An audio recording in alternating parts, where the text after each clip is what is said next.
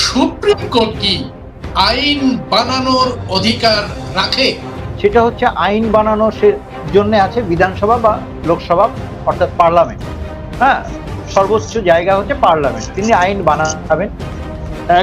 একদমই নেই, supreme court তো আইন বানাতে পারে না।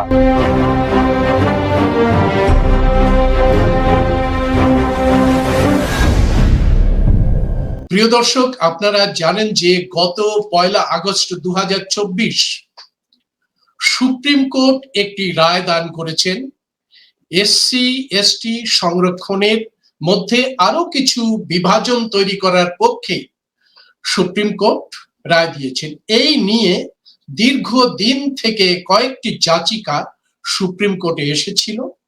এর একটা ইতিহাস আছে। 2004 সাল থেকে সুপ্রিম কোর্টের 7 বিচারকের বেঞ্চ এই রায় দিয়ে বলেছেন যে এসসি এসটিদের মধ্যে যারা সংরক্ষণের সুফল পাচ্ছে তারাই শুধু সংরক্ষণের সুফল পেয়ে যাচ্ছে, আর এর থেকে বঞ্চিত থেকে যাচ্ছে আরো অনেক মানুষ যারা এই সংরক্ষণের সুবিধা পাচ্ছে না। অর্থাৎ সংরক্ষণের সুবিধা একবার যারা পাচ্ছেন তাদের বংশ পরম্পরাই সংরক্ষণের সুবিধা পাচ্ছেন। ফলে কি হচ্ছে যে অন্যরা এই সংরক্ষণের সুবিধা থেকে বঞ্চিত হচ্ছে। তাই এই যে সংরক্ষণের কোটা আছে সেই কোটার মধ্যে আরো কিছু সাব ক্লাসিফিকেশন করে সেই সমস্ত মানুষদের সংরক্ষণের আওতায় নিয়ে আসার জন্য চেষ্টা করা হোক যারা বঞ্চিত রয়েছে, এবং যারা সুবিধা পাচ্ছে তাদের সংরক্ষণের কোটায় ক্রিমি লেয়ার বলে তাদের সংরক্ষণ থেকে বাদ দিয়ে দেওয়া হোক। আজকে আমাদের মধ্যে এই বিষয় নিয়ে আলোচনা করতে এসেছেন আমাদের বহুজন আন্দোলনের এবং সামাজিক, রাজনৈতিক, সাংস্কৃতিক আন্দোলনের পরিচিত মুখ মাননীয় পীযূষ গায়েন। আপনারা তাকে জানেন, বেশ কয়েকটি মূল্যবান গ্রন্থের তিনি রচয়িতা এবং বহুজন আন্দোলনের দীর্ঘদিনের একজন সৈনিক। আমাদের মধ্যে উপস্থিত আছেন বহুজন আন্দোলনের আরেকজন সৈনিক নিখিল বিশ্বাস মহাশয়। আমরা ভয়েস অফ বহুজনের পক্ষ থেকে আজকে এই অনুষ্ঠানে আলোচনা করার জন্য এই দুইজন সাথীকে সংগ্রামী অভিনন্দন জানাচ্ছি। জয় ভীম। জয় ভীম, নমস্কার সবাইকে। জয় ভীম, নমস্কার। আমি একটু প্রথমে পীযূষ দার কাছ থেকে জানতে চাই, পীযূষ দা, এই যে দীর্ঘদিন ধরে হয়তো সুপ্রিম কোর্টে এই নিয়ে আলোচনা হচ্ছে, সুপ্রিম কোর্ট একটা রায় দান করেছেন। রায় দানের ফলে গোটা শিডিউল কাস্ট, শিডিউল ট্রাইব শুধু নয়, গোটা রাজনৈতিক মহল এবং সামাজিক মহলে একটা বিভ্রান্তি তৈরি হয়েছে। আপনি এই রায়টাকে কিভাবে দেখছেন পীযূষ গায়েন? ধন্যবাদ। ভয়েস অফ বহুজনকে আমার ধন্যবাদ জানাই যে এরকম একটা বিষয়, এবং যেটা সত্যি এসসি এসটি ওবিসি সমাজ শুধু নয়, সারা ভারতবর্ষে এই যে রায়ের ফলে একটা আলোড়ন সৃষ্টি হয়েছে এ নিয়ে বলার অপেক্ষা রাখে না। কারণ এটা এমন একটা রায় যেটা যে আজকে যে এসসি এসটির যে সমাজ, সেই সমাজের মধ্যে আবার একটা বিভাজনের কারণ হবে কি হবে না।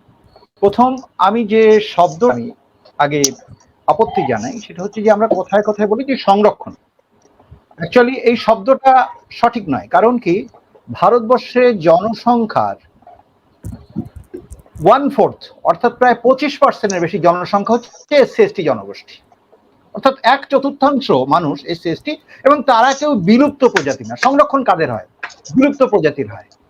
তাহলে এসসি এসটিরা তারা তার সমাজের প্রতিনিধিত্ব করবে, এবং শুধু এসসি এসটি না, আজকের যে সমাজ জুড়েছে সেটা এসসি এসটি ওবিসি, যারা এদেশের প্রায় 90% বেশি জনগোষ্ঠী, এবং তাদের নিয়ে এই সংরক্ষণ বা ইত্যাদি এই প্রতিনিধিত্বের প্রশ্ন এসেছে। এখন এর আগে আমরা দেখেছি যে ওবিসি সমাজের মধ্যে তাদের মধ্যে একটা ক্রিমি লেয়ার করে একটা শ্রেণীর সঙ্গে আরেকটা শ্রেণীকে ভাগ করে দেওয়া হয়েছে। বাবা সাহেব আম্বেদকর অ্যানহিলেশন অফ কাস্ট লিখেছিলেন, জাতি ব্যবস্থার বিলুপ্তি। তাহলে জাতি ব্যবস্থার যে বিলুপ্তির কথা বলা হয়েছে, আজকের স্বাধীনতার ৭৫ বছর পেরিয়ে গেছে, আমরা আজ পর্যন্ত দেখলাম না যে পার্লামেন্ট, হাইকোর্ট, সুপ্রিম কোর্ট কিংবা অন্য কোনো পলিটিক্যাল মনুবাদী বর্ণবাদী দল তারা এই বিষয়টাকে জাতি ব্যবস্থার বিলুপ্তি করতে হবে এই বিষয়টা সামনে এনেছে। এবং সবচেয়ে মজার ব্যাপার হলো আজকের যে জিনিসটা আমাদের কাছে খুব অবাক লাগছে, আজকের আমরা যেহেতু আমার সমাজের প্রতিনিধিত্ব করছি, আমার সমাজের কথা আমাকে বলতে হবে, এবং সেই হিসাবে বলতে গিয়ে আমাকে বলতে হচ্ছে যে আজকের আমরা যে সমাজের প্রতিনিধিত্ব করছি সেই সমাজের মানুষ আজকে ৭ জন বিচারপতি রায় দিয়েছে। নিশ্চয়ই তারা অনেক ভেবেচিন্তে রায় দিয়েছে, কিন্তু এটা প্রশ্ন হচ্ছে এটা যে ৭ জন বিচারপতি কি কখনো ভেবে দেখেছেন যে এসসি এসটি সমাজকে যখন আমরা ভাগ করব এটা এসসি এসটি সমাজের আভ্যন্তরীণ বিষয়? একেবারে তাই। এবং এই ৭ জন বিচারপতির মধ্যে কোনো এসসি এসটি বিচারক কি ছিল? একজন ছিল। কারণ কি আগে, হ্যালো, হ্যাঁ, একজন ছিলেন, গবাই বলে একজন ছিলেন, বিচারপতি গবাই। বিচারপতি গাবাই, হ্যাঁ। এখন আমাদের যে প্রশ্ন আসছে যে আমাদের মধ্যে যে এই যে এসসি এবং বিশেষ করে যে এসসি এসটি যে সংগঠনগুলো আছে তাদের মতামতগুলো দরকার, যে তারা কি ভাবছেন। যে সমস্ত সংগঠন, কারণ বিভিন্ন সংগঠন সারা ভারতবর্ষে আজকের এসসি এসটি ওবিসি সমাজের মানুষরা তারা কাজ করছে, তাহলে তারা কিভাবে দেখছেন এটা? কারণ একটা জিনিস হচ্ছে, বাবা সাহেব আম্বেদকর যত এসসি সমাজকে, এসটি সমাজকে ঐক্যবদ্ধ করেছিলেন এবং তিনি চেয়েছিলেন জাতি ব্যবস্থার বিলুপ্তি মানে গোটা ভারতকে এক করার চিন্তা। কিন্তু আমরা এর আগে কি দেখেছি? ২০০৪ সালে একটা ঘটনা ঘটেছে, সেটা হলো আগে যেমন national commission for SC ST ছিল, সেই ন্যাশনাল কমিশন ফর এসসি এসটিটাকে ভাগ করে ন্যাশনাল কমিশন ফর এসসি করা হলো, ন্যাশনাল কমিশন ফর এসটি করা হলো, মানে ডিভাইড অ্যান্ড রুল পলিসি খেলা হচ্ছে এসসি এসটি সমাজের মধ্যে। কিন্তু আবার যদি যেমন এই যে ক্রিমি লেয়ার আজকের বলা হচ্ছে, যারা আজকের এই যে সুবিধাটা নিয়েছে, এই যে সুবিধাটা পেয়েছে, তাহলে সেই সুবিধাটা এবং তারা সেই সমাজের যদি প্রতিনিধিত্ব করতে পারে, সেই শিক্ষিত বর্গ তারা যদি তার সমাজ থেকে বিচ্ছিন্ন হয়ে যায়, তাহলে যারা গ্রামে গঞ্জে জলে জঙ্গল জমিতে পড়ে আছে সেই সমাজের মধ্যে থেকে একজন ব্যক্তি কি পাওয়া যাবে যিনি এর কথা, এই যে এসসি এসটি সমাজের কথা বলার জন্য এগিয়ে আসবেন? আজকের একটা জিনিস হচ্ছে কি, যে শিক্ষিত বর্গকে এবং যারা কথা বলার মতো মানে আজকের যোগ্যতা রাখেন তাদের থেকে অন্যদেরকে আলাদা করে কি দেওয়া হচ্ছে না, এটা একটা বিষয়। আর একটা বিষয় হচ্ছে যে বাবা সাহেব আম্বেদকর যে স্বপ্ন দেখেছিলেন যে সবাইকে ঐক্যবদ্ধ করার, তাহলে সেই ঐক্যবদ্ধ করার যে কাজটা, সেটা যে আজকের আমাদের সবার আগে প্রশ্ন ওঠা উচিত ছিল যে এই ব্যবস্থাটা, এই জাতি ব্যবস্থাটা সম্পূর্ণ তুলে দেওয়া হবে, সেটা কেন কেউ ভাবছে না? শুধু তাই না, যদি বলা হয় যে যোগ্যতার নিরিখে বা যারা আজকের এগিয়ে এসেছে তাদেরকে এর থেকে বিচ্ছিন্ন করা হবে, কারণ এটার কিছু কিছু বিষয় আমাদের প্রশ্ন থেকে যাচ্ছে, আমরা এখনো তার জানি না উত্তর কি হবে। আগামী দিনে হয়তো আরো বেশি এর উত্তর এসে যাবে হয়তো আমাদের কাছে। কিন্তু আমাদের মধ্যে যে আতঙ্ক তৈরি হয়েছে বলতে গেলে, যে তথাকথিত এসসি এসটি সমাজের মধ্যে যে আমাদের মধ্যে আবার একটা বিভাজন তৈরি হবে, যে বিভাজন ন্যাশনাল কমিশন ফর এসসি এবং ন্যাশনাল কমিশন ফর এসটি তৈরি হয়েছে, এবং সেই বিভাজন আবার তৈরি হওয়ার মুখে কিন্তু একটা জায়গায় এসে দাঁড়িয়েছে। এবং একই সঙ্গে যে বলবো যে যারা এই যে আজকের মানে বিচারপতি যে জায়গায় চলে যাচ্ছেন, মন্ত্রিসভায় যাচ্ছেন, আজকের আমাদের মধ্যে কেন ভাবা হচ্ছে না যে আমাদের যখন প্রতিনিধিত্বের বিষয়টা স্বীকার করে নেওয়া হয়েছে, যেটা সাম্যের কারণে এই প্রতিনিধিত্ব দেওয়া, সেটা এর আগে সুপ্রিম কোর্ট থেকে শুরু করে সর্বস্তরে পার্লামেন্ট সবাই স্বীকার করেছে যে সাম্যের জন্য এই প্রতিনিধিত্ব দেওয়া হবে, এটা নিয়ে কারো কোনো দ্বিমত নেই। কিন্তু তাহলে এটা যদি তাই হয়, তাহলে আজ পর্যন্ত এই বিষয়টা সুপ্রিম কোর্টে বা পার্লামেন্টে কেন উঠছে না যে বিচার ব্যবস্থা মানে অর্থাৎ হাইকোর্ট এবং সুপ্রিম কোর্টে এবং মন্ত্রিসভায় এসসি এসটি ওবিসিদের যথাযোগ্য প্রতিনিধিত্ব দেয়া হোক। সেই বিষয়গুলো তো আলোচনা চর্চার জন্য আসা উচিত ছিল, কিন্তু সেখানে আসছে কি যে কিছু এসসি এসটি তারা সুবিধা পেয়েছে, কিন্তু আজকের প্রত্যেকটা জনগোষ্ঠী বা যে কোনো জনগোষ্ঠীর প্রত্যেকের দায়িত্ব হচ্ছে, রাষ্ট্রের কি দায়িত্ব? রাষ্ট্রের দায়িত্ব যে প্রত্যেককে তার কর্মসংস্থান দেয়া। রাষ্ট্র এবং যদি সেটা না দিতে পারে, একটা সমাজতান্ত্রিক রাষ্ট্র ব্যবস্থা, সংবিধানে সমাজতন্ত্র বলে একটা শব্দ আছে, সেখানে সমাজতান্ত্রিক রাষ্ট্র ব্যবস্থায় যে প্রত্যেকের যেখানে কাজ দেওয়ার দায়িত্ব, তাহলে সেই কাজটা দেয়া হচ্ছে না, তাহলে সুপ্রিম কোর্টের কি সেই জায়গায় বেশি করে আঘাত করা দরকার ছিল না? আঘাত করা কি দরকার ছিল না যে সমস্ত সবার জন্য শিক্ষা এবং স্বাস্থ্য সমানভাবে দিতে হবে? বিষয় ভিত্তিক আলোচনাটাই ঢুকবো পীযূষ দা। তার মানে আপনি যেটা বলছেন যে এই যে রায়টি, সেই রায়টা একটা বিভ্রান্তিমূলক রায় এবং তা নিয়ে একটা অসন্তোষের বাতাবরণ তৈরি হচ্ছে এবং শঙ্কিত হচ্ছে যে মানে জাতি আরো ক্ষুদ্র হয়ে যাবে, জাতির মধ্যে আরো বিভাজন তৈরি হবে, তাই তো? একদম তাই, একদম। বেশ, আমি নিখিলদার কাছে আসবো।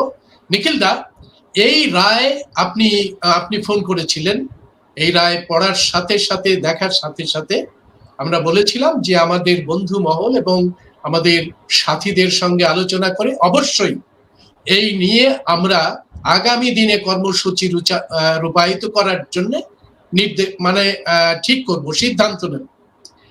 আপনি এই রায় দেখে আপনার কি রিফ্লেকশন, কি মনে হয়েছে এই রায়? ভয়েস অফ বহুজনকেও ধন্যবাদ, ভাই শরদেন্দুকে ধন্যবাদ।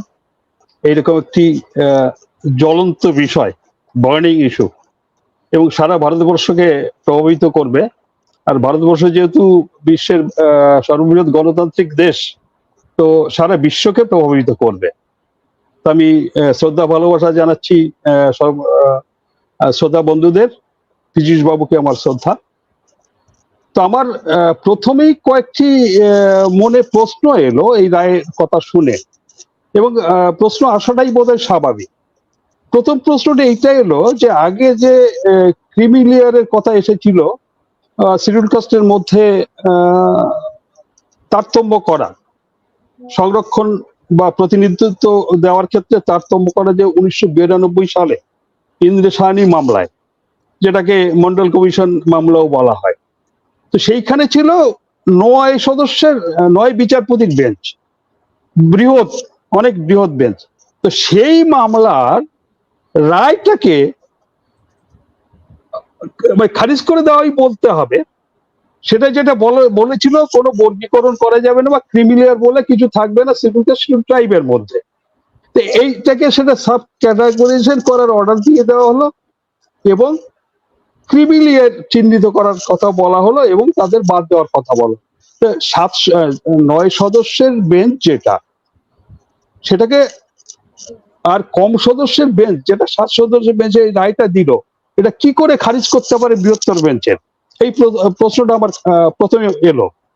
লোয়ার কোর্টের রায় পাল্টে দেয় হাইকোর্ট, হাইকোর্টের রায়, তারপর ডিভিশন বেঞ্চ রয়েছে, কিন্তু আমি অত না গিয়ে বলছি হাইকোর্টের রায় যদি সঠিক মনে না হয় সুপ্রিম কোর্ট পাল্টে দেয়, অর্থাৎ হায়ারার্কি কাজ করে। তো 9 সদস্যের বেঞ্চের রায়টা খারিজ করে দিল 7 সদস্য ছিল, এটা প্রথম আমার মনে এলো। তারপরে বলা হচ্ছে আমরা একেবারে পিছনের সারিতে যিনি রয়েছেন, যে গোষ্ঠী শিডিউল কাস্টের মধ্যে যে কাস্ট রয়েছে, যারা কোনোদিন সুযোগ নিতে পারেনি, তাদের আমরা সুযোগ দেওয়ার জন্য এটা করলাম। শুনতে খুব ভালো লাগে যে পিছনের সারিতে দেবে, তাদের সুযোগ দেবে। তখন আমার এই পর্যালোচনার বিষয় হয়ে ওঠা উচিত যে পিছনের সারিতে যারা রয়েছে তাদের আমরা সুযোগ করে দেব, এই কথাটার মানেটা কি? কারণ এই সংরক্ষণ ব্যবস্থাটা প্রতিনিধিত্বমূলক, সেটা শিডিউল কাস্ট এবং শিডিউল ট্রাইবের জন্য প্রবর্তিত হয়েছে সংবিধান মোতাবেক। তো সেটা তো শিডিউল কাস্ট শিডিউল ট্রাইব হলেই এই সুযোগটা পাওয়া যায় না, তার জন্য প্রতিযোগিতা বসতে হয়, এই গোষ্ঠীর মধ্যেই প্রতিযোগিতা হয়। এবং সংবিধানে পরিষ্কার বলা রয়েছে এই গোষ্ঠীর খালি হলেই হবে না, আর বসে প্রতিযোগিতায় যারা এই আমাদের শিডিউল কাস্ট এবং শিডিউল ট্রাইবের নিয়োগ করা হবে সরকারি ক্ষেত্রে যোগ্যতা মান বজায় রেখে, maintaining the efficiency of administration. তো এই যে প্রতিযোগিতা একটা মানও রাখা হয়েছে সেই জন্য, যে সেই মানটাও উত্তীর্ণ হতে হবে। খালি সেই গোষ্ঠীর মধ্যে উপরের সারি হলেই হবে না, সেই মানটাকে পার করতে হবে। তাহলে সেই মানটা পার করে তবেই হওয়া সম্ভব। তো যারা আজকে বলছেন পিছনের সারিতে তারা কোনোদিন নিতে পারেননি, তো তাদের কিভাবে যোগ্য তাদের প্রমাণ তারা করবেন? যারা নিতে পারেননি, যাদের দিতে চাইছেন, তাহলে তারা কি ব্যবস্থা নেবেন? কোন পরীক্ষা হবে না? কোনো বেছে নেওয়ার জন্য কোনো পরীক্ষা হবে না? কোনো কোয়ালিফাইং মার্কস থাকবে না? কোনো কাট অফ মার্কস থাকবে না? যদি না থাকে, ধরে নিলাম তারা খুব উদার, যদি না থাকে, তাহলে যে সংবিধানের ধারা রয়েছে 335, যোগ্যতা মানটা প্রেরণের প্রশ্ন এসে যাবে। তার মানে যে এই যে কথাগুলো বলা হলো যে পিছনের সারিকে নিয়ে আসবো, এই কথা বিচারপতি, মহামান্য বিচারপতিরা তো অনেক পড়াশুনো করেছেন, তারা বলছেন, সরাসরি বলাও যাচ্ছে না যে তখন অবমাননার কথা এসে পড়বে। অথচ এক যে লোয়ার যে ইয়ে সাংবিধানিক বেঞ্চেরও 5 সদস্যের বেঞ্চেরটা খারিজ করেছেন 7 সদস্যের বেঞ্চ। তারা তো সব একই ইনস্টিটিউশনে পড়াশোনা করে এসেছেন, তারপরেও একই বই পড়েছেন, একই জায়গায় পড়াশোনা করে আসার পরেও 7 সদস্যের বেঞ্চের মনে হলো 5 সদস্য তারা ঠিক বলেননি, তারপর তারাও ভুল করেন। কিন্তু সাধারণ জনগণ আমাদের মতো যদি বলতে যাই, তখন বলে অবমাননা করা হয়ে গেল। তাহলে তারা যেটা করছেন, এটা তারা কি তাদের মাইন্ডটাকে অ্যাপ্লাই করেছেন যে পিছনের সারি যে যারা কোনো নিতে পারেনি তাদের দেওয়া সম্ভব এইভাবে? তাদের জন্য যদি দিতেই হতো সত্যিকারে, তাদের সেই যোগ্য করে তোলার চেষ্টা করতে হতো। সেই যোগ্যতা করতে গেলে শিক্ষার মানটা আরো উন্নত করতে হতো। সেই তাদের যারা পিছনের সারিতে রয়েছে, তারা যে শিক্ষাটা তারা পান, শিক্ষাটা তারা নিতে পারেন, সেই ব্যবস্থাটা করা উচিত ছিল, সেইটা হয়নি। তাহলে দুটো একটা পয়েন্ট করে শেষ করছি। তাহলে আমাদের যে একজন বিচারপতির কথা উঠে এলো, যিনি শিডিউল কাস্টের, তিনি যে রায়টি দিলেন, তিনি সব থেকে বড় রায় দিয়েছেন, 281 পাতার সেই রায়টা। উনি যে কথাগুলো তুলেছেন, অতি বড় বিরোধী, সংরক্ষণ অতি বড় বিরোধী, তারাও বোধহয় এরকম করে বলতে পারেন না। উনি বললেন যে জেনারেল কম্পার্টমেন্টে ঢোকার জন্য চেষ্টা করছি আমরা, একবার ঢোকার পরে অন্য যাতে না ঢুকতে পারে সেই চেষ্টা নাকি করছি। এটা কি করে সম্ভব? চাকরি আমি পেয়েছি, আমরা যে 3 জন বসে চাকরি করেছি ধরুন, তাহলে আমরা যোগ্যতা প্রেরণের পরে করেছি, তা আমি অন্যকে কি করে আটকাতে পারি? তিনি যোগ্যতা প্রমাণ করবেন, তিনি পরীক্ষার উপরে তিনি পেয়ে যাবেন, এটা তিনি কি করে বলতে পারেন? আর তিনি জেনারেল কম্পার্টমেন্টের উপরে উঠতে পারলেন না। তিনি যদি বলতেন যে এসি স্লিপার, তাহলেও বুঝতাম যে যোগ্য মর্যাদা দিচ্ছেন সিভিল কাস্টার সহ যে জাতের মানুষকে।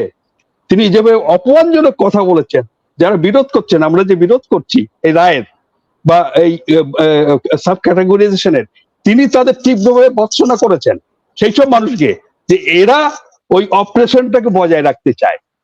তাহলে এটা সাধারণ কেস ছিল, কিন্তু এটা কেন করা হলো, এইরকম রায়টা কেন দিল, তাতে আমার যেটা মনে হয়েছে, একেবারে অনেক কারণ থাকতে পারে, তো অন্যতম কারণ আমার মনে হয়েছে এখন ভারতবর্ষের যে অবস্থা, বিরোধী শাসকবর্গ, সারা দেশের পরিস্থিতি, তাতে জাত ভিত্তিক জনগণনা অবশ্যম্ভাবী হবেই। কিন্তু জাত ভিত্তিক জনগণনা করার আগে এই ক্রিমিলিয়ার বলে এই শিডিউল কাস্টের সংখ্যা কমিয়ে দেওয়ার চেষ্টা হচ্ছে। আর শিডিউল কাস্টে কমিয়ে দেওয়া কিভাবে বড় সংখ্যা কমে যাবে? কারণ এরা জাতের কথা বলছে, যে জাত মানে এটা গোষ্ঠী হিসাবে, যে সংরক্ষণ হিসেবে গোষ্ঠী হিসেবে, ব্যক্তি হিসেবে না, পরিবার হিসেবে হয় না। তাহলে যে গোষ্ঠীগুলো নিতে পেরেছে তাদের বাদ দিতে হবে। তাহলে সেই ক্ষেত্রে যারা মেজর যে কাস্ট গুলো, যেমন পৌণ্ড, নমশূদ্র, রাজবংশী, মোটামুটি এরা যেমন সংখ্যায় বেশি, এরাই সুযোগটা বেশি নিতে পেরেছে। এই বিষয় নিয়ে আমি আসবো, আমরা নতুন কমিটিতেও আসবো এই বিষয় নিয়ে আলোচনা, যে নতুন কমিটিতে কি আলোচনা হয়েছিল। তাহলে আমার কারণটা হচ্ছে, আমার যেটা মনে হচ্ছে, এটা একমাত্র শিডিউল কাস্টের সংখ্যা আগে কমিয়ে নেওয়া হবে, তারপরে জাতভিত্তিক জনগণনা। মহামান্য সুপ্রিম কোর্ট একটা তার যে নির্দেশিকা দিতে পারে, কিন্তু আপনাদের দুজনের কাছে এক লাইনের আমার প্রশ্ন, যে সুপ্রিম কোর্ট কি বিচার বিভাগ না আইন বিভাগ? সুপ্রিম কোর্ট কি আইন বানানোর অধিকার রাখে?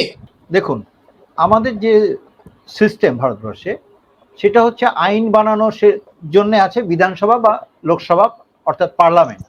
হ্যাঁ, সর্বোচ্চ জায়গা হচ্ছে পার্লামেন্ট, তিনি আইন বানাবেন।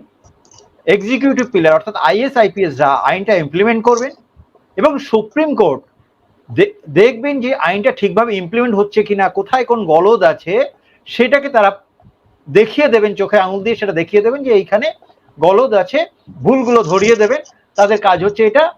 এবং মিডিয়া, যেটা চতুর্থ পিলার বলা হয়, তারা দেখছে সবকিছু ঠিকভাবে চলছে কিনা। কিন্তু একদম, হ্যাঁ, এটা হচ্ছে আপনার প্রশ্নের উত্তর। একেবারে তাই। নিখিল দা, সুপ্রিম কোর্টের কি আইন বানানোর অধিকার আছে? একদমই নেই। সুপ্রিম কোর্ট তো আইন বানাতে পারে না। সুপ্রিম কোর্ট যেটা করে, যে দেশে যে আইন তৈরি হচ্ছে সেই আইনটা সংবিধান মোতাবেক হচ্ছে কিনা, বা আরো নির্দিষ্ট করে বলতে গেলে সংবিধানের যে বেসিক স্ট্রাকচার সেইটাকে লঙ্ঘন করছে কিনা, তো আইন বানাতে পারে না, এটা বিচার বিভাগ। এই যে সরাসরি সুপ্রিম কোর্ট আইন বানানোর মতো সাব ক্লাসিফিকেশনের পক্ষে রায় দিয়ে দিল, এটা কি আইনসভাতে এই আলোচনা হয়েছে?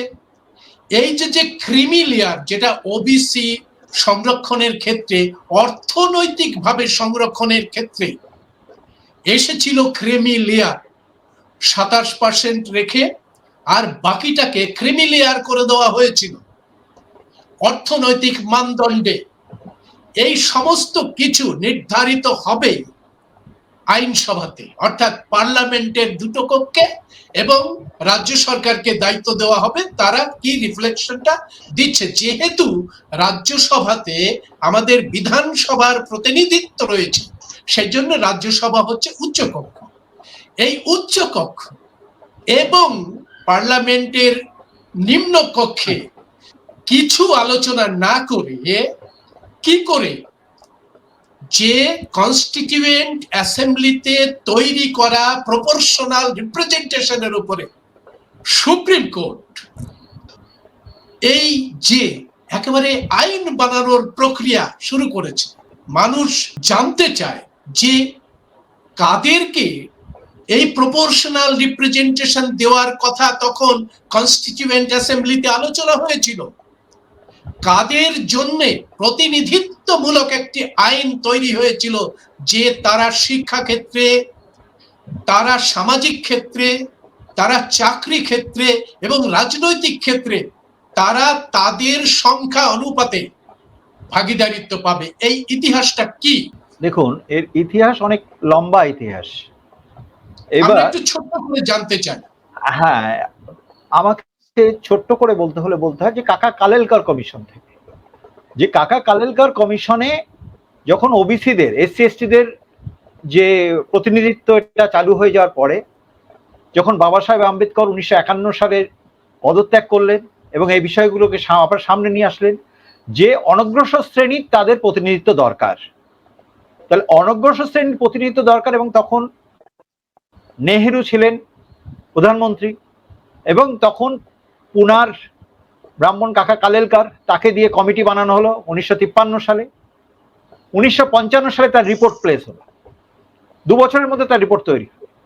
এবং এই যে 1955 সালে যে রিপোর্ট তৈরি হলো, সেই রিপোর্ট অদ্ভুতভাবে সেটা কিন্তু পার্লামেন্টে আর প্লেস করা হয়নি, এবং সেই রিপোর্ট তখন লাগু হয়নি। এবং তখনকার সময় প্রায় 25 থেকে 40%, মানে গ্রুপ এ ক্যাটাগরিতে 25% এবং গ্রুপ ডি ক্যাটাগরিতে, কাকা কালেলকর কমিশনের রিপোর্টে যেটা বলছেন, পুনার ব্রাহ্মণ কাকা কালেলকর, তিনি যে রিপোর্ট তৈরি করেছিলেন যে অনগ্রসর শ্রেণীর উপরে, আজকে যেটা মন্ডল কমিশন পরবর্তীকালে হয়, সেই যে রিপোর্ট করেছিলেন, সেই রিপোর্টে কিন্তু তখন প্রায় মানে গ্রুপ সি ডি পোস্টে প্রায় 40% রিজার্ভেশনের কথা বলা ছিল ওবিসিদের, অনগ্রসর শ্রেণীর জন্য, এবং 25% হচ্ছে গ্রুপ এ ক্যাটাগরিতে, তাদেরকে রিজার্ভেশনের কথা বলা হলো। কিন্তু সেই রিপোর্ট পার্লামেন্টে প্রবেশ করলো না। কি হলো? রিপোর্ট ধামাচাপা পড়ে গেল এবং বিভিন্ন নতুন নতুন ইস্যু সামনে নিয়ে আসা হলো। সাধারণ মানুষ কি হয়, সেই জিনিসগুলো অনেক পরে এই রিপোর্টগুলো আপনার করুণানিধি, মুলায়ম সিং, মানে মূল্যবাসী বহুজন সমাজের বহু নেতৃবর্গ তারা বিভিন্ন জায়গা থেকে এটা পরপর দাবি তুলতে থাকেন, এবং বিহারে লালু প্রসাদ যাদব, বহু মানুষ এইগুলো নিয়ে লড়াই করতে শুরু করে, এবং পরবর্তীতে 1977 সালে এই অনগ্রসর শ্রেণীর জন্য আবার কমিটি গঠন হয়। এবার 77 সালে যে কমিটি গঠন হলো, 80 সালে তার রিপোর্ট দিল, 80 সালে, এবং এটা বিন্দেশ্বরী প্রসাদ, বিহারের বিন্দেশ্বরী প্রসাদ মন্ডল তার নেতৃত্বে এই কমিটি তৈরি হয়, 80 সালে তার রিপোর্ট দেয়।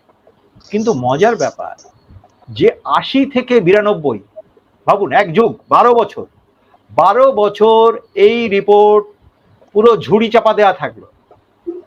হ্যাঁ, গোডাউনে ঝুড়ি চাপা দেওয়া থাকলো 12 বছর ধরে, এবং আমার সমাজকে ঘুম পাড়িয়ে রাখা হলো বিভিন্ন ইস্যু দেখিয়ে, অন্যান্য ইস্যু, শ্রীলঙ্কায় শান্তি সেনা, কখনো ওই এতে পাকিস্তান, ভারত পাকিস্তান লড়াই, কখনো বা ওই স্বর্ণ মন্দিরে গুলি চালানো ইত্যাদি অনেক অনেক অনেক গল্প দিয়ে বিভিন্ন ইস্যু সামনে খাড়া করে দিয়ে এই ইস্যুটাকে ঘুম পাড়িয়ে রাখি। কিন্তু তারপরে যখন এই ইস্যুটা, এই যে ওবিসি অনগ্রসর শ্রেণীর মানুষের যখন ধাপে ধাপে এটা হলো, তখন এই বিষয়টা, মজার ব্যাপার ভাবুন, এই বিষয়টাকে আবার সেই সুপ্রিম কোর্টে ঠেলে দেওয়া হলো। 1992 সালের 16ই নভেম্বর সুপ্রিম কোর্ট রায় দিল যে 52% জনগোষ্ঠী যাদের, তাদের 27% রিজার্ভেশন।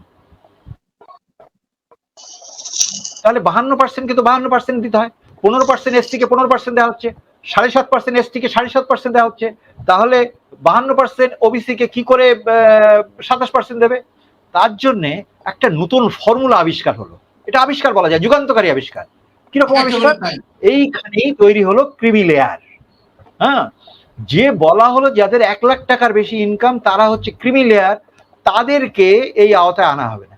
আচ্ছা, অনগ্রসর শ্রেণী তাদের জন্য যেটা তৈরি করা হলো, যে তাদের জন্য রিজার্ভ, অর্থাৎ যারা জাতি ব্যবস্থায় পিছিয়ে আছে, তাহলে জাতির বিভাজনে তারা হচ্ছে সেই প্রতিনিধিত্ব পাচ্ছে, তাহলে তাদের জন্য যদি ক্রিমি লেয়ার করলে, আমাকে যদি আজকে ক্রিমি লেয়ার বলা হয়, তাহলে আমি কি আজকের উপনয়ন নিয়ে লোকের বাড়ি বাড়ি পূজা করতে পারবো? এটা করে দেওয়া হোক আমাকে। হ্যাঁ, যে আজকের আমার কি জাতের উন্নতি হয়ে গেল? আমি তো প্রথমেই বলেছি যে জাত ব্যবস্থাটা বিলুপ্তি, আগে এটার জন্য লড়াই করো, কিন্তু সেটা তো করছে না, সেটার জন্য কোনো রায় হচ্ছে না, এই না কোনো মানে পার্লামেন্ট, না কোনো সুপ্রিম কোর্ট, না ইত্যাদি, কেউ কোথাও করছে না সেই জিনিসটা। কিন্তু এখানে রায় হচ্ছে কি করে অদ্ভুত ভাবে, যে ক্রিমি লেয়ারকে মান্যতা দেওয়া হয়ে গেল। হ্যাঁ, ক্রিমি লেয়ারকে মান্যতা দেওয়া হলো, কিন্তু এখানে মজার ব্যাপার 2004 সালে কিন্তু সুপ্রিম কোর্টই আবার বলছে, 2000 ইবি চেন্নাইয়া এবং অন্ধ্রপ্রদেশ কেসে, সেখানে বলছে যে না, এই যে তপশিলি জাতি জনজাতিদের যে তালিকা আছে তারা কিন্তু একই রকম ভাবে চিহ্নিত থাকবে, তাদেরকে বিভাজন করা যাবে না, অর্থাৎ তাদের মধ্যে কোনো বিভাজন হবে না। একটু আগে নিখিল কুমার বিশ্বাস উনি সুন্দরভাবে বলেছেন যে 9 জন বিচারপতি তারা কিন্তু একই কথা স্বীকার করে নিয়েছে। হ্যাঁ, তারা বলেছে যে এই ক্রিমি লেয়ার এসসি এসটিদের মধ্যে আসবে না, তাহলে কারণ তাদের জাতির ক্ষেত্রে তাদের এই বিভাজনের ব্যাপারটা, তাহলে এখানে ক্রিমি লেয়ারের তো কোনো প্রশ্ন নেই। তাহলে সেখানে কি করে ক্রিমি লেয়ার হলো, এবং এইটা ওবিসিদেরকে এক প্রকার ঘুম পাড়িয়ে দেওয়া হলো এবং তাদেরকে বিভাজন করা হলো।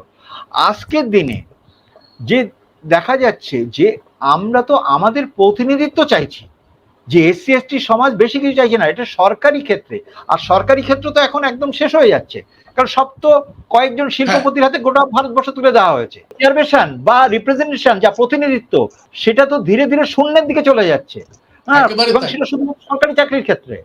এই ক্রিমি লেয়ার বিষয়টা, এটা কিন্তু আমাদের মানে নতুন ভাবে আবার এসসি এসটিদের ঢোকানোর এই যে চক্রান্ত শুরু হয়েছে, এটা আসলে বিভাজন, আর কিছুই না। আজকের এসসি এসটি ওবিসিদের, যারা ভারতবর্ষের 90% জনগোষ্ঠী, যাদের জাতি গণনা হচ্ছে না, যেটা নিখিল কুমার বিশ্বাস সুন্দরভাবে বলেছেন যে আজকের সময়ের অপেক্ষা জাতি গণনা তো করতেই হবে। আজকের এই কথা কেন বলা হচ্ছে না যে যারা ভারতবর্ষের সমস্ত সম্পদ 1% লোক ধরে রেখেছে, তাহলে তাদেরও জাতি গণনা করা হোক, তারা কোন জাতির লোক, তারা কতটা ধরে রেখেছে, হ্যাঁ, এবং তাদেরকে আলাদা আলাদা করে বিভাজন করা হোক, এবং আজকের যে 10% লোকের যে ইডব্লিউএস আনা হয়েছে তাদেরও জাতি গণনা করা হোক, তাদের পার্সেন্টেজ কত, এবং সেই হিসাব করলে 52% ধরলে, মাইনরিটিস ধরলে, সবকিছু ধরলে তারা 6% কাছে গিয়ে দাঁড়াচ্ছে আজকে। যেটা আমরা এতকাল 15% বলে এসেছি, আমার হিসাবে তারা আজকে দেখতে পাচ্ছি 6%-এর কাছে জনসংখ্যা আসছে। তাদের জন্য 10% রিজার্ভেশন কি করে হয় আমি অঙ্ক কষে হিসাব করে বুঝিয়ে দেবো যে তারা 6.2% কাছে জনসংখ্যা। তাহলে সেই জনসংখ্যার জন্য 10% কেন জাতি গণনা হয়নি? এই এসসি এসটি দের রিজার্ভেশন পরিপ্রেক্ষিতে বলা হচ্ছে যে সংরক্ষণের জন্য মেধা শেষ হয়ে যাচ্ছে। জাতির ভিত্তিতে সংরক্ষণের জন্য মেধাকে গুরুত্ব দেওয়া হচ্ছে না। সংরক্ষণ তাই আর্থিকভাবে পিছিয়ে পড়া মানুষের জন্য হওয়া উচিত। যারা আর্থিকভাবে পিছিয়ে পড়ছে সেই মানুষের জন্য সংরক্ষণ হওয়া উচিত। কিন্তু 40 পাওয়া মানুষ রিজার্ভেশনের জন্য 80% পাওয়া যে সমস্ত মেধা তাদেরকে পেরিয়ে এসে তারাই চাকরি করছে। ফলে কি হচ্ছে, এরা যদি ডাক্তার হয় মানুষ হত্যা করছে, রোগীকে মেরে ফেলছে। এরা যদি ইঞ্জিনিয়ার হয় তাহলে এই যে ব্রিজ আমি জানি না যে সমস্ত ব্রিজ গুলো ভেঙে পড়ছে, বড় বড় বিল্ডিং গুলো ভেঙে পড়ছে, তারা সত্যিকারের শিডিউল কাস্ট শিডিউল ট্রাইবের মধ্যে কোনো ইঞ্জিনিয়ার কিংবা কোনো প্রমোটার সেখানে আছে কিনা এটা পীযূষদা ভালো করে বলতে পারবে। আপনার কাছ থেকে জানতে চাই যে কেন যারা প্রপোর্শনাল রিপ্রেজেন্টেশনের কথা চিন্তা করলেন তারা জাতি ভিত্তিক এই চিন্তা করলেন, অর্থনৈতিক ভিত্তিটাকে গুরুত্ব দিলেন না কেন? নিখিল প্রথমেই এই যে 80% আর 40% এরকম উদাহরণ যারা দিচ্ছে, কেউ আবার 36% বলেন, কেউ 33% বলেন, এটা তত্ত্বগতভাবে একেবারেই ভুল, ইনকারেক্ট। কারণ স্কুল কলেজে গেলে দেখা যাবে যে সেখানে অ্যাবাভ অ্যাভারেজ স্টুডেন্ট প্রচুর শিডিউল ট্রাইবের মধ্যে আছে। তারা যে স্কোর করছেন সেখানে তো কোনো রিজার্ভেশন নেই, বা বোর্ডের পরীক্ষা যে করছেন সেখানে দেখা যায় পার্থক্য খুব একটা বেশি নেই। তো ওই জন্য ওটা বিদ্বেষমূলক। তারপরে এবার আসা যাক যে কেন জাতিগত ভিত্তিতে রিজার্ভেশন বা সংরক্ষণের ব্যবস্থা হলো। তো তাই করতে গেলে আমাদের সমাজ ব্যবস্থা দিয়ে তাকাতে হবে, এইটা একটু বুঝে নিতে হবে। আমি আমার চেষ্টা করছি আমার মতো যেটুকু বুঝেছি সেটা তুলে ধরার। তো ইংরেজ আসার পরে আমাদের ভারতবর্ষে আধুনিক শিক্ষা ব্যবস্থার সংস্পর্শে আমরা এলাম বলে আমার ধারণা। তো এটা শুধু উচ্চবর্ণের মানুষই পায়নি, যাদের শিক্ষা দীক্ষা থেকে দূরে রাখা হয়েছিল তারাও পেয়েছে। তার মানে এই শিক্ষার ফলে যেটা উপলব্ধি হলো যে ভারতবর্ষে একটি বিশাল সংখ্যক মানুষকে তাদের উপরে সুচিতা বা অসুচিতা আরোপ করা হয়, তাদের অসুচি মনে করা হয়। অসুচি মনে করা হয়, তাদের স্পর্শ বাঁচিয়ে চলা, তাদের থেকে দূরে থাকা এবং তাদের দূরে রাখা। সমস্ত অধিকার থেকে শিক্ষা দীক্ষা সম্পদের অধিকার সেটা তো ছিলই, কিন্তু সুচিতার প্রশ্ন যখন এসে গেল তখন তাদের অস্পৃশ্য বলে গণ্য করা হতে না। তাই অস্পৃশ্য বলে গণ্য করা হলো আধুনিক শিক্ষার সংস্পর্শের ফলে। তো তখন একটা সংরক্ষণের প্রয়োজন কেন পড়ে, বিশেষ সংরক্ষণের বিশেষ ব্যবস্থা, বিশেষ সুযোগ, কাউকে বিশেষ সুযোগ দিতে হবে। তাহলে আমাদের ভারতবর্ষে যখন অসুস্থতার ফলে যে সমাজ ব্যবস্থা তৈরি হচ্ছে সেটা বৈষম্যমূলক এবং সেটা উঁচুর ভিত্তিতে, অসম ব্যবস্থা, অসমান।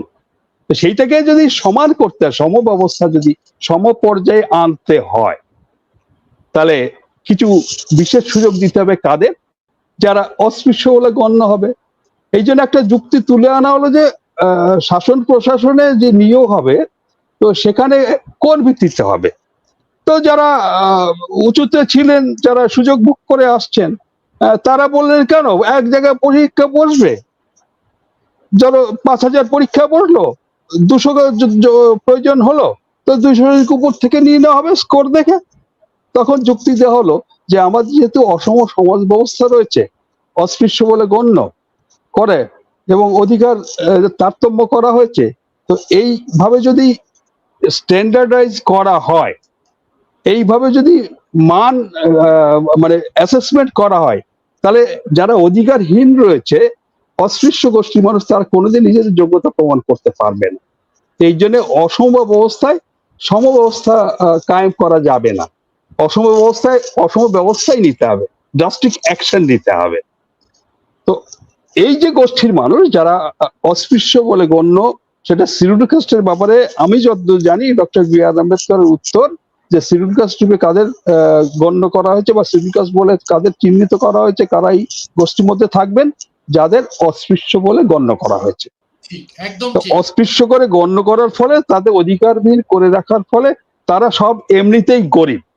তা আমাদের যদি সমতা আনতে হয়, এবং আমার যতদূর আরো ধারণা যে তৎকালীন রাষ্ট্রনেতারা যারা দেশের স্বাধীনতা চাইছেন বহিঃশত্রুকে থেকে মুক্ত হয়ে, তারা প্রকৃতপক্ষে লেখাপড়া মানুষ, আধুনিক শিক্ষা সংস্পর্শে এসে তাদের দেশের প্রতি বোধহয় একটা ভালোবাসাও ছিল। তা নাহলে অত অন্যায় অত্যাচার সহ্য করবেন কেন, জেল ফাঁসিতে চড়া। তো তারা মনে করেছিল আমার দেশের যদি ভালো করতে হয়, দেশের যদি উন্নত দেশ গড়ে তুলতে হয়, তাহলে বিপুল সংখ্যক মানুষকে নিচুতে রেখে, পশুর পর্যায়ে রেখে দিয়ে উন্নতি করা সম্ভব নয়। তা তাদের সেই মানুষগুলোকে তুলে আনতে হবে, যারা অসুচিত, যাদের বলে প্রয়োগ করা রয়েছে, যাদের অস্পৃশ্য বলে গণ্য করা হয়েছে, তাদের জাতের নামে পরিচিতি তাদের। তো সেই জন্য যদি আমি তাদের যদি খালি অর্থনৈতিক ভিত্তি ধরতাম, তাহলে এই সাম্য আসতো না। তো এই জাতের জন্য যে সমাজ ব্যবস্থা গড়ে উঠেছে আমাদের ভারতবর্ষে, সেটা ধর্মীয় সমাজ ব্যবস্থা, সেই ধর্মীয় বিধানে বা ঐশ্বরিক বিধানে সেই মানুষগুলো তুলে আনতে হয়, তাহলে জাতের যে গোষ্ঠী ভিত্তিক পরিচিতি সেইভাবেই তুলে আনতে হবে।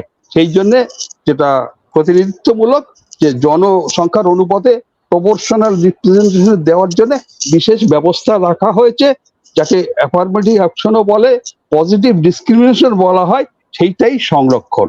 এই জন্য অর্থনৈতিক ভিত্তিটাকে এটা রাখা হয়নি। সেই অর্থনৈতিক ভিত্তি যদি আমরা করতে চাইতাম, তাহলে সেই সাম্যটা আনা সম্ভব হতো না, সেটা অঙ্কটা আরো বেশি কঠিন হয়ে যেত। ওরা 2021 সালে সেন্সাস করতে চাইছে না এই কারণেই যে জনসংখ্যার আসল চেহারাটা বেরিয়ে আসে। এই ইডব্লিউএস করতে গিয়ে যে আর্থিক সামাজিক ভিত্তিটা তৈরি হয়েছে, যেমন বছরে সে কত টাকা রোজগার করবে ইত্যাদি ইত্যাদি। এখন ওবিসিদের 8 লাখ এসছে, এবং এখন যেটা দেখানো হয়েছে 8 লাখ টাকা মানে কি মাসে প্রায় 66,000 টাকা। তাহলে ইডব্লিউএস বলা হচ্ছে কাদেরকে? মানে যারা মাসে 66,000 টাকা পর্যন্ত ইনকাম করে, তারা ইকোনমিক্যালি উইকার সেকশন।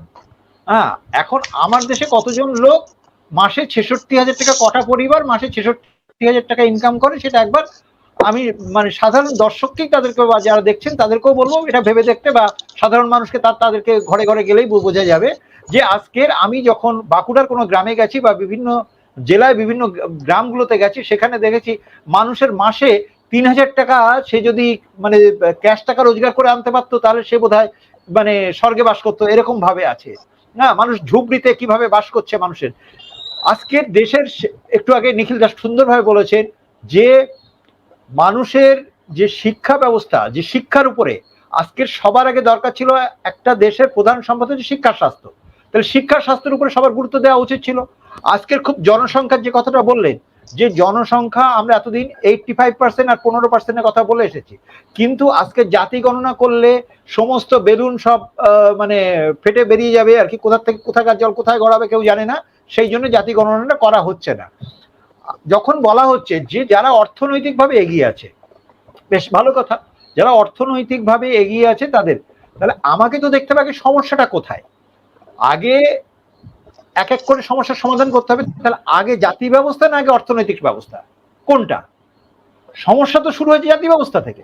আজকে একজন বিয়ে পূজা শ্রাদ্ধের নামে একটা শ্রেণী আমার বাড়ি থেকে দিনে দুপুরে অর্থনৈতিকভাবে শোষণ করে যাচ্ছে, অর্থ শোষণ করে যাচ্ছে, আমাদেরকে মানসিক গোলাম বানিয়ে। তাহলে সেই ব্যাপারটাকে আমরা কি ভেবে দেখেছি? কারণ সে, আমি কতটা শিক্ষিত সেটা বিষয় না, আমার থেকে কম শিক্ষিত, অর্ধশিক্ষিত, অশিক্ষিত মানুষ, কিন্তু তার পদবীর জন্যে সে বিয়ে পূজা শ্রাদ্ধের নামে দিনে দুপুরে আমার বাড়ি থেকে অর্থনৈতিক শোষণ করে যাচ্ছে। এটা তো অন্যের পক্ষে সম্ভব হচ্ছে না। এমনকি একটা আমি নিজে দেখেছি, একটা শ্রাদ্ধের জন্য একজন 10 কাঠা জমিকে বন্ধক দিতে হয়েছে। তার নিজের 10 কাঠা জমি আছে, সেই 10 কাঠা জমিকে বন্ধক দিয়ে তাকে একটা শ্রাদ্ধ বাসর করতে হয়েছে। তাকে যা গ্রামের মানুষ তাকে যা বিধান দিয়েছে সেই বিধান তাকে মেনে চলতে হয়েছে। তাহলে এইরকম একটা সামাজিক ব্যবস্থা, এবং তার জন্য তাদেরকে ডাকতে হচ্ছে। তাহলে এই জাতি ব্যবস্থা আজকের ভারতবর্ষের সর্বনাশের মূল কারণ। বাবা সাহেব অ্যানিহিলেশন অফ কাস্ট লিখেছেন আজ থেকে কত বছর আগে, স্বাধীনতা ৭৬ বছর পেরিয়ে গেছে, আজ পর্যন্ত কেউ কখনো বললো না যে জাতি ব্যবস্থার অবসান করতে হবে। সেখানে বলছে যে না, অর্থনৈতিক ভাবে দেখতে হবে। আর অদ্ভুত ব্যাপার, আগে সমস্যা কোনটা, সেই সমস্যাটাকে আগে শেষ করো। তাহলে ৬,৭৪৩টা জাতির প্রত্যেকের জাতি অর্থনৈতিক অবস্থাটা বিচার করতে হবে, যে কারা এগিয়ে আছে আর কারা পিছিয়ে আছে। যারা এগিয়ে আছে তাদের স্কুল কলেজে টোটাল ফিস দিতে হবে, আর যারা পিছিয়ে আছে স্কুল কলেজে তাদের কোনো ফিস দিতে হবে না। এবং প্রত্যেকের জন্য শিক্ষা ব্যবস্থা সমান সুযোগ থাকবে, প্রত্যেকের জন্য স্বাস্থ্য ব্যবস্থা সমান সুযোগ থাকবে, সেটা থাকবে। কিন্তু যারা অর্থনৈতিকভাবে এগিয়ে আছে তাদের প্রত্যেককে পয়সা দিতে হবে, আর যারা অর্থনৈতিকভাবে পিছিয়ে আছে তাদের প্রত্যেককে দিতে হবে। সেই ব্যবস্থাটা নিয়ে আসুক, জাতি ব্যবস্থার বিলুপ্তি করুক, তাহলে সমস্যার সমাধান হতে অনেক সহজ হবে। কিন্তু আমাদের আজকের পার্লামেন্টে বলুন, সুপ্রিম কোর্টে বলুন, হাইকোর্টে বলুন, কিংবা কোনো যারা বর্ণবাদী পলিটিক্যাল দলগুলো চালাচ্ছে, তারা কেউ কখনো এই আওয়াজ কি তুলেছে? কেন এই আওয়াজ তুলছে না? এই আওয়াজগুলো তো সবার আগে থেকে তোলা দরকার, যে আমাদের জাতি ব্যবস্থা বিলুপ্তি। বাবা সাহেব আম্বেদকরকে আমরা মানছি, গলায় ফুল মালা বেল চড়াচ্ছি, তাকে আমরা 14 এপ্রিল গিয়ে স্মরণ করছি। আজকের দিনে প্রত্যেকটা পলিটিক্যাল দল সেই কাজটা করছে, কিন্তু তারা বাবা সাহেবকে মানছে না। তারা বাবা সাহেবের কথা বলছে, সংবিধানকে মানছে না। যেখানে সমাজতন্ত্র লেখা আছে, তাহলে যেখানে সমাজতন্ত্র লেখা আছে সেখানে এক একজন ব্যক্তি কত লক্ষ কোটি টাকার মালিক হয় কি করে? এই বিষয়গুলো, যে একজন মিনিটে কোটি কোটি টাকা রোজগার করছে, 1% লোকের হাতে ভারতবর্ষের সব সম্পদ যাচ্ছে কি করে? তাহলে এই বিষয়গুলো তো আমাদের চর্চা করা দরকার। অর্থনৈতিক কথা বলছি আমরা অর্থনৈতিকভাবে বিভাজন করার কথা বলছি, কিন্তু আমরা ভাবছি না যে অর্থনৈতিকভাবে অর্থ কাদের হাতে কোথায় গিয়ে সঞ্চিত হয়ে বসে আছে, যারা গোটা ভারতবর্ষকে নিয়ন্ত্রণ করছে। কারণ অর্থনৈতিকভাবে যখন আমি বিভাজন করব, তাকে আমাকে প্রকৃত অর্থনৈতিক অবস্থা দেখতেই হবে, কারণ অর্থ হচ্ছে মূল। আজকে যে জাতি ব্যবস্থার কারণ এই অর্থনৈতিক ব্যবস্থা, এই অর্থনৈতিক শোষণ, এই সামাজিক শোষণের কারণ হচ্ছে অর্থনৈতিক শোষণ। তাহলে এই শোষণ যদি আমি না বন্ধ করতে পারি, তাহলে আমাদের কোনো কাজে আসবে না। পাবলিক সেক্টরে যে প্রপোর্শনাল রিপ্রেজেন্টেশনের জন্য সুপ্রিম কোর্ট এর আগে 100 পয়েন্ট রোস্টার, 200 পয়েন্ট রোস্টারের যে মেজারমেন্ট গুলো দিয়ে দিয়েছিল, সেগুলোকে মান্য করা হয়নি। সেগুলোকে ধুলোয় রসাত করে দিয়ে যেভাবে অ্যাপয়েন্টমেন্ট দেওয়া হয়েছে, তাতে বিপুল সংখ্যক ব্যাকলগ রয়েছে প্রত্যেকটা পাবলিক সেক্টরে। তারপরে যেটা হয়েছে যে এই পাবলিক সেক্টর গুলোকে লস রানিং দেখিয়ে বেসরকারীকরণ করা হয়েছে। আপনার কি মনে হয় না যে এই বেসরকারীকরণ হচ্ছে মানুষকে বঞ্চিত করার, schedule caste, schedule tribe, OBC মাইনরিটিদের বঞ্চিত করার একটা ভয়ঙ্কর ষড়যন্ত্র? নিখিল দা, অবশ্যই এর সঙ্গে তো রিজার্ভেশন বা সংরক্ষণের একটা সম্পর্ক রয়েছে। সম্পর্ক যদি নাই থাকতো, হ্যাঁ আপনি উদারীকরণ করছেন আপনার অর্থ ব্যবস্থায়, সেটা একটা দিক হতে পারে। আপনি পলিসি নিচ্ছেন, আপনার যে ওয়েলফেয়ার স্টেট থেকে সেটা সরে যাচ্ছেন, যে কি ইন্ডাস্ট্রিজ বা অন্যান্য সেক্টর গুলো রয়েছে বাবা সাহেবের যে কথা মতো, সেটা আপনি বেসরকারি হাতে তুলে দিচ্ছেন। কিন্তু সত্যিকারে যদি দেশের সমতা আনার ইচ্ছে থাকতো, যে সংবিধানে যেটা লিপিবদ্ধ হয়েছে যে প্রপোর্শনাল রিপ্রেজেন্টেশন দিতে হবে সেই বর্গকে যারা সামাজিকভাবে নিপীড়িত হয়ে এসেছে, এবং তাদের সেই সামাজিক যে কাস্ট বেস যে স্টিগমা, যে হুলের মতো স্টিগমা বলা যেতে পারে, হুল ফোটানো, যে হুল ফুটাই আসা হয়ে এসেছে, সেটা তো বন্ধ হয়নি এখন। তো সেই মানুষগুলো সুরাহা দেওয়ার জন্য, সাম্য আনার জন্য, তাদের উপরে তুলে আনার জন্য, তো যদি সত্যিকার আপনার ইচ্ছে থাকতো, যদি অন্য পারপোসে করতেন, তাহলে এই বর্গের দিকে যাতে এরা সুযোগটুকু পায়, এবং সুযোগ পাওয়ার জন্য যে যোগ্য করে তোলে। কারণ প্রাইভেট সেক্টরে কিন্তু যোগ্যতার একটা বড় জায়গা রয়েছে, ভূমিকা রয়েছে। তাদের যে জায়গায় নিতে চায়, নিয়োগ করতে চায়, সেইখানে একটা স্পেশালাইজেশন দরকার হতে পারে এবং বেশিরভাগ ক্ষেত্রে হয়। তাহলে সেই ক্ষেত্রে আপনি যোগ্য করে তুলে সেইখানে নিয়ম করতেন যাতে এই প্রপোর্শনাল রিপ্রেজেন্টেশন ওখানেও কার্যকরী হয়, সেটা করা হয়নি। তো এটা নিশ্চয়ই ভূমিকা রয়েছে যাতে বঞ্চিত করা যায়, নিপীড়িত করা যায়। তা আমি ইডব্লিউএস সম্বন্ধে দুটো কথা বলতে চাই। ইডব্লিউএস টা একেবারে হচ্ছে ইকোনমিক্যালি উইকার সেকশন বা আর্থিকভাবে দুর্বল শ্রেণীর জন্য যে কোটা সিস্টেম করা হলো, সেটা একেবারে গরিবদের উপরে, গরিবদের উপরে প্রহসন। গরিবের জন্য এটা প্রহসন। প্রহসন কিরকম? প্রথমত যে বর্গের জন্য এটা করা হয়েছে, তথাৎ উঁচু বর্ণের জন্য বলা হচ্ছে। সে উঁচু বর্ণের যে ক্রাইটেরিয়া রাখা হয়েছে কারা গরিব বলে গণ্য হবে, যেটা আপনি প্রশ্নটা তুলেছিলেন। গরিব বলে 8 লক্ষ টাকার কম যাদের ইনকাম, যে পরিবারের 8 লক্ষ টাকার কম মানে 1 টাকা কম 8 লক্ষ টাকা, এটা ধরলাম। তারপরে যে ফ্ল্যাট বাড়ি 1000 স্কোয়ার ফিটের বাড়ি, আমরা এই তিনজন এখানে উপস্থিত রয়েছি, এই তিনজনে কার যে 1000 স্কোয়ার আছে কি? আমার তো নেই। কেন্দ্রীয় সরকারের চাকরি করে এসেছি এবং গেজেটেড অফিসার, তা আমারই নেই। তাহলে 8 লক্ষ টাকা এবং 1000 স্কোয়ার বর্গমিটার যাদের আছে তাদের বলছে এরা গরিব। তা সেই যে এইদের গরিব বলে, তার মানে যে এই যে শিক্ষা এবং চাকরিতে যে সুযোগ পাওয়ার মানুষের পরিধি বাড়িয়ে দেওয়া হলো। তো আমাদের দেশে যদি সত্যিকারের গরিবদের যদি বলা হয় কারা গরিব, 80 কোটি মানুষকে রেশন দিতে হচ্ছে। তো তারা কি 8 লক্ষ টাকা ইনকাম করেন? তো সেই মানুষগুলোকে যদি সুযোগ দিতে হয়, এবার প্রতিযোগিতার ব্যাপার এসে যাবে চাকরিতে। তাই 8 লক্ষ টাকার 1 টাকায় কম যিনি উপার্জন করছেন, তিনি যে স্কুলে পাঠাবেন, যে মানের স্কুলে, যে মানের কলেজে, যে গৃহশিক্ষক দেবেন, যে পরিষেবা দিতে পারবেন, তাই 1.5 লক্ষ 2 লক্ষ টাকা ইনকাম করেন মেরে কেটে, সেটি কি দিতে পারবেন? পারবেন না। তাহলে প্রতিযোগিতায় গিয়ে এরা টিকতে পারবে না। তাহলে পেয়ে যাবে কারা? সেই উঁচু বর্গের মানুষ। তাহলে গরিবের জন্য প্রহসন। আর একটা, এই সংরক্ষণের মধ্যে এসসি এসটি ওবিসিদের রাখা হয়নি। তো এখন সিনো কমিশন, যেটা মনমোহন সিংহ সরকারের সঙ্গে সময় 2004-5 সালে নিয়োগ হয়েছিল, 10 সালে সেটা তারা রিপোর্ট দিল, যেটা তখন ক্রিমিনাল কথা উঠে এসেছিল, তখন মনমোহন সিংহ সরকারের বা কংগ্রেস সরকার আমল থেকেই।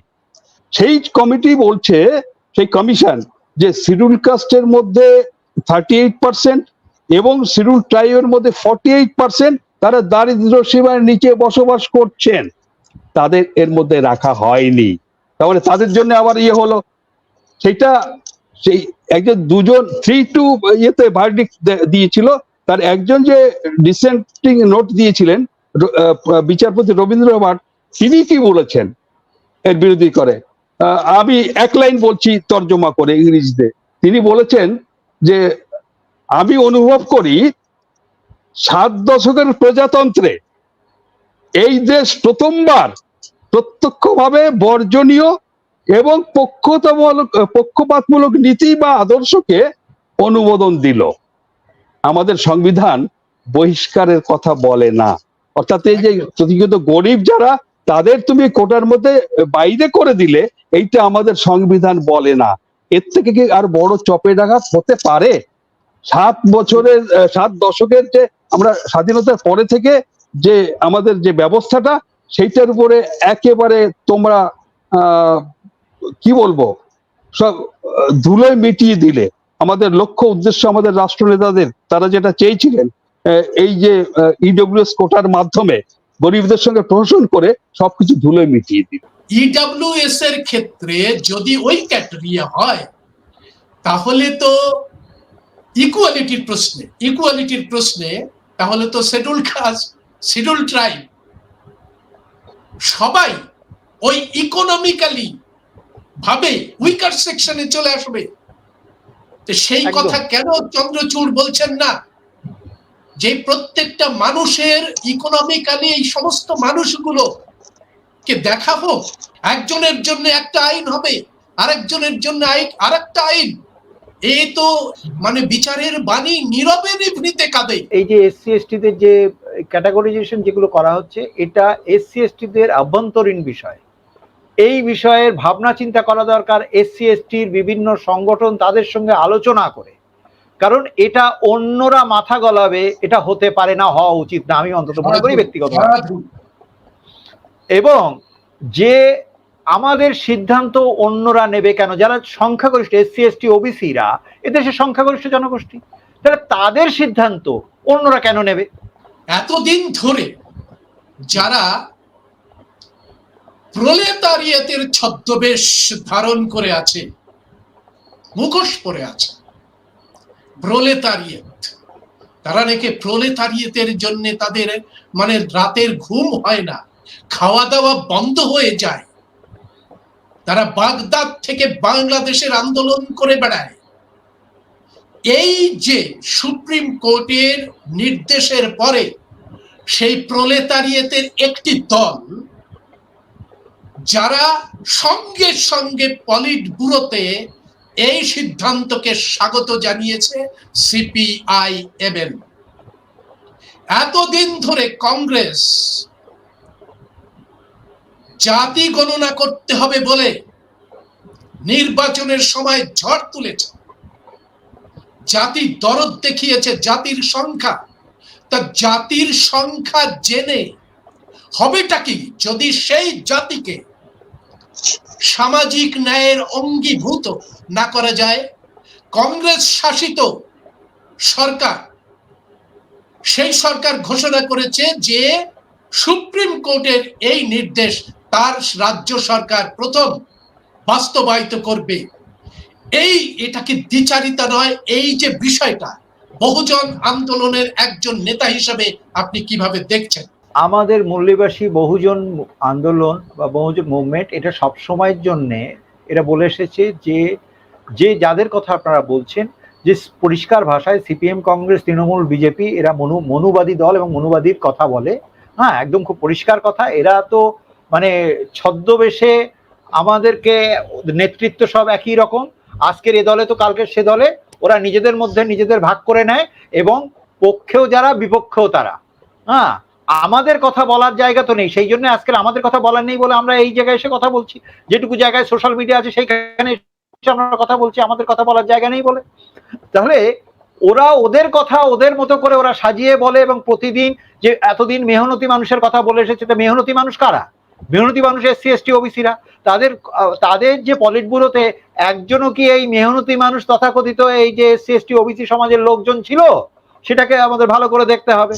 হ্যাঁ, এবং আজকে এই 34 বছর ধরে এখানে বাংলায় তো শাসন করেছে, সেখানে কোনো আজকের মুখ্যমন্ত্রী থেকে বাদই দিন, আপনি কোনো স্বরাষ্ট্রমন্ত্রী, কোনো উচ্চশিক্ষামন্ত্রী, কোনো আপনার অর্থমন্ত্রী, এই সমস্ত পদে কখনো এই যে এসসি এসটি ওবিসি সমাজের লোককে কাউ কখনো এনেছে? এ তো আনেনি। তাহলে যেহেতু মন্ত্রী সবাই কোনো রিজার্ভেশন নেই, মানে প্রতিনিধিত্বের ব্যাপার নেই, ফলে সেটা আপনি সিপিএম সরকার বলুন, কংগ্রেস সরকার বলুন, তৃণমূল সরকার বলুন, সবাই একই কাজ করে যাচ্ছে। তাহলে সেটা স্বাভাবিকভাবেই হচ্ছে। তাহলে সেখানে কোনো দ্বিমত নেই। তার ওটা তো ছদ্মবেশী, এবং ছদ্মবেশে ওরা আমাদের কথা যতই বলুক আমাদের কাজটা তো ওরা করছে না, এবং আমাদের যে কোথাও কোনো জায়গা নেই সেটা খুব পরিষ্কার। মান্যবর কাশিরামজি বলেছিলেন, এরা সবুজ ঘাসের নিচে বিষধর সাপ, সুযোগ পেলেই ফনা তুলবে, ছোবল মারবে। কাশিরামজি আরো বলেছিলেন, এরা রসুনের গোড়া। মানুষ যদি 400 পার করে দিত, এই সংবিধান কি যে প্রপোর্শনাল রিপ্রেজেন্টেশনের উপরে ভিত্তি করে জাস্টিস, ইকুয়ালিটি, লিবার্টি, ফ্রেটার্নিটির কথা বলছে, সেই সংবিধান কি আর এরা আস্ত রাখত? নিখিলদা, 400 পার কথা যারা বলছিলেন, তাদের যে সংঘ পরিবারের ভুক্ত তারা রাজনৈতিক মুখ বিজেপি, আর একেবারে প্যারেন্ট অর্গানাইজেশন রাষ্ট্রীয় স্বয়ংসেবক সংঘ, তারও অর্গানাইজেশন যারা রয়েছে তাদের মিলে সংঘ পরিবার বলা হয়। তো সংঘ পরিবারের সঙ্গে তাদের যে আইডিওলজি, তাদের এক কথায় যদি বলি হিন্দুত্ব, তারা হিন্দু রাষ্ট্র তৈরি করতে চায়, এবং ব্রাহ্মণ্যবাদ, ব্রাহ্মণ্যধর্ম, মনুবাদ, তাদের বইতে, গুরুজির বইতে পরিষ্কার লেখা রয়েছে এই সংবিধান তারা পছন্দ করেন না, এই তেরঙ্গা পতাকা তারা পছন্দ করেন না, ওড়াননি পর্যন্ত পরে গিয়ে চালান না বাবাজি উড়িয়েছেন।